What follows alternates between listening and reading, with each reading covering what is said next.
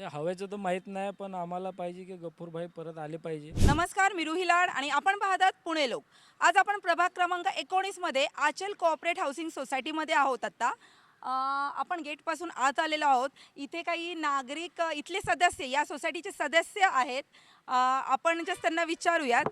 नमस्कार सर. नमस्कार मॅडम. तुमचं नाव? माझं नाव दीप्तेश पारख. अच्छा, तुम्ही इथे किती वर्षापासून राहताय? मला 15 वर्ष झाले. अच्छा. आणि इथे आता निवडणुका आहेत येत्या 2 दिवसावर, तर इथे सध्या काय कोणाची हवा चालू आहे सर? ते हवेचं तर माहीत नाही, पण आम्हाला पाहिजे की गफूरभाई परत आले पाहिजे. गफूरभाईने फार चांगलं काम केलेलं आहे. या आमच्या अचलनगर कोऑपरेटिव्ह सोसायटीसाठी पण फार चांगलं काम केलेलं आहे. म्हणजे मी तुम्हाला सांगतो, कोविडच्या वेळेला तर ते जीव हातावर घेऊन इथं स्वतः यायचे, फवारणी वगैरे केलेली आहे त्यांनी. लसीकरणबद्दल पण फार लक्ष ठेवलेलं आहे. कोरोनाच्या वेळेस इथं लस पण देण्याचा त्यांनी कार्यक्रम घेतला होता. मागं इथं कचऱ्याचा फार मोठा त्रास झाला होता. म्हणजे अख्खा रस्ता कचराभर होतं. त्यांनी उभं राहून, स्वतः उभं राहून तिथं कचऱ्याचं एवढं चांगलं नियोजन लावलं.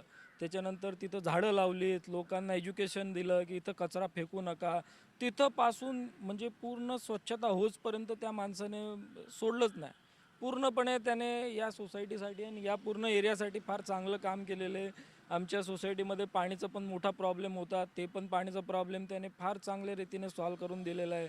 आणि म्हणजे कधी फोन लावला, कार्यक्रम आहे, काय अडचण आहे, काय प्रॉब्लेम आहे, एका फोनवर येणारा माणूस आहे, लोकांमधील माणूस आहे आणि एकदम चांगलं काम करतो.